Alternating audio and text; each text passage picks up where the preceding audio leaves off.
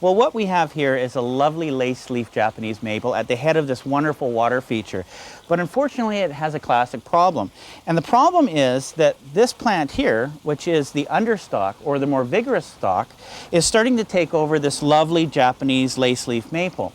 Now, what they commonly do is they'll take a vigorous understock, that's this plant here, and they'll graft these beautiful plants on top of them. That gives them very hardy plant that still looks wonderful. Now, unfortunately, if this plant, the understock, starts to grow, it will actually take all the strength away from this beautiful lace leaf part, and eventually this will just die off and you'll be left with this very vigorous plant, but not nearly as beautiful. So whenever you see something like this, you really need to cut it off. Now, a lot of people will look at it and say, oh my gosh, I don't want to cut this at all, but it really must come out or you're going to lose this. Now, how to prune them off is when you look down at the base, you're going to notice that there's actually, in this case, it's quite visible.